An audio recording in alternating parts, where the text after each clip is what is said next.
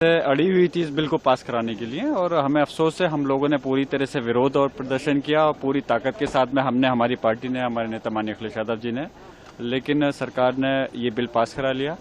और आने वाले समय के अंदर जब पुराने समय को याद किया जाएगा तो इस इतिहास को लोग माफ नहीं करेंगे कि किस प्रकार से इस बिल को पास कराया गया। लेकिन देखिए, सरकार लगातार यही समझाने की कोशिश कर रही है कि गलत नैरेटिव ना सेट किया जाए। ये मुसलमानों के हित में है, महिलाओं के हित में है, जो गरीब मुसलमान है उनके हित में है, तो लगातार विरोध क्यों? क्या हित में है, मैं पूछना चाह रहा हूँ। अगर ये हित में है तो फिर सरकार को समझाने के प्रयास की जरूरत ही क्यों पड़ रही है?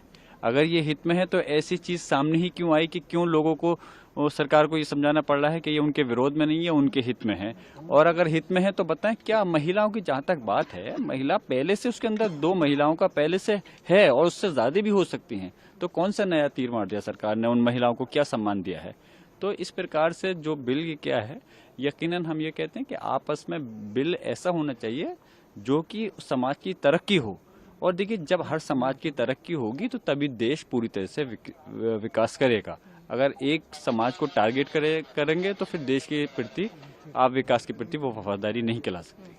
राज्यसभा में भी टेबल होने वाला है, डिस्कशन होगा और उसके बाद पास होगा निश्चित रूप से, जिस तरीके से आज लोकसभा में हुआ। आगे अगर तो आप इसको कैसे देखते हैं? और सबसे बड़ा सवाल ये भी है कि आपका नेक्स्ट क्या रहेगा समाजवादी? देखिए, हाँ बिल्कुल, अभी तो हम लोगों ने पूरी तरह से इसके प्रयास किया कि बिल पास नहीं होना चाहिए, लेकिन जाहिर सी बात है कि बिल जो पास होता है वो नंबर से होता है। तो सरकार के पास में जो बहुमत था, और आज भी मैंने जो सदन में बोलते में मुझे मौका मिला पार्टी की तरफ से, मैंने कहा इस बात को कि आने वाले समय में जनता उनके सहयोगी दल को, एनडीए के सहयोगी दल को माफ नहीं करेगी, चाहे वो बिहार के हों, चाहे आंध्र प्रदेश के हों या कहीं के भी हों।